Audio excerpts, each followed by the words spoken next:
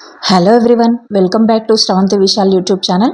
Morning మనకు హడావిడి లేకుండా ఉండాలంటే నైటే గిన్నెలన్నీ తోముకొని సింక్ అంతా ఒకసారి క్లీన్ చేసి ఖాళీగా పెట్టుకున్నామంటే ఉదయం కిచెన్లోకి వెళ్ళగానే చాలా ఫ్రెష్గా అనిపిస్తుంది.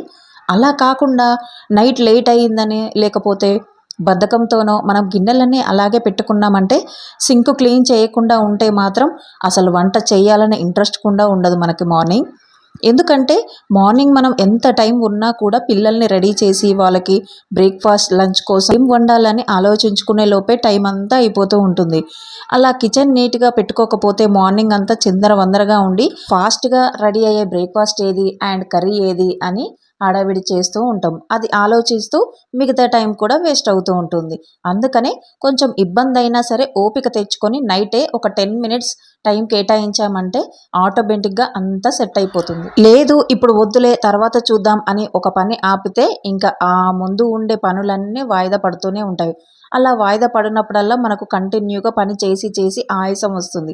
ఆ ఆయాసంతో మనకు ఎక్కువగా బాడీ పెయిన్స్ రావడం, అలసిపోవడం లాంటివి ఉంటాయి. ఇక రోజు మార్నింగ్ కిచెన్లో లేట్ అయ్యేసరికి డిప్రెషన్తో మెంటల్గా ఫిజికల్గా స్ట్రెయిన్ అవుతూ ఉంటాం. ఇక ఆ చికాకు అంతా ఇంట్లో వాళ్ళ మీద పిల్లల మీద చూపిస్తూ ఉంటాం. ఎందుకంటే ఒకవైపు మార్నింగ్ పిల్లలకు లేట్ అవుతుందని టెన్షన్, ఇంకోవైపు ఎక్కడ పని అక్కడే ఉందని మరొక టెన్షన్. ఇదంతా మనకు అవసరమా చెప్పండి? అందుకనే బద్ధకం వదిలేసి ఎప్పటి పనులు అప్పుడే చేసుకుంటే ఏ టెన్షన్ ఉండదు. అసలు ఇవన్నీ మనం తప్పించుకోవాలంటే నైట్ తొందరగా తిని పడుకోవాలి.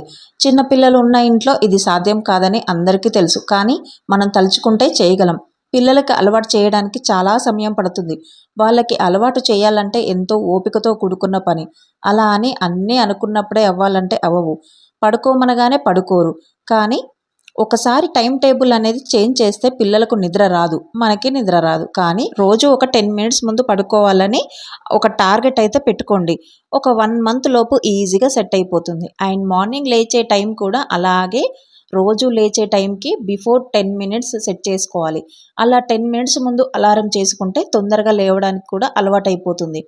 పిల్లలు మనకంటే అరగంట తర్వాత లేచినా ఏమీ కాదు. ఎందుకంటే ఆ లోపు మనకు రోజు చేసుకునే మెయిన్ వర్క్స్ కంప్లీట్ చేసుకొని వాళ్ళని లేపితే కొంచెం ఈజీగా ఉంటుంది.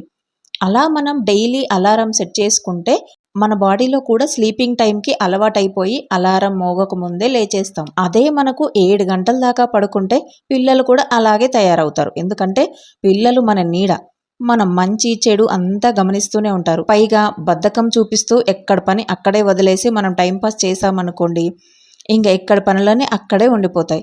మనకు చేసేవారు కూడా ఎవరూ ఉండరు. ఎంతసేపైనా ఎన్ని రోజులైనా ఆ పనిని మనమే చేసుకోవాలి, తప్పదు. కాబట్టి వాయిదా వేసే పనులు ఒక అరగంట గంట, ఈరోజు లేకపోతే రేపు, అంతే.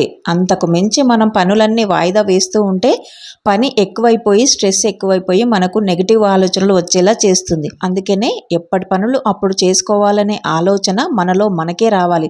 అలా కాకుండా వాళ్ళు చెప్పారు వీళ్ళు చెప్పారు అని చెప్పింది వింటే కేవలం అప్పటి వరకు మాత్రమే గుర్తుంటుంది, తర్వాత మర్చిపోతాం.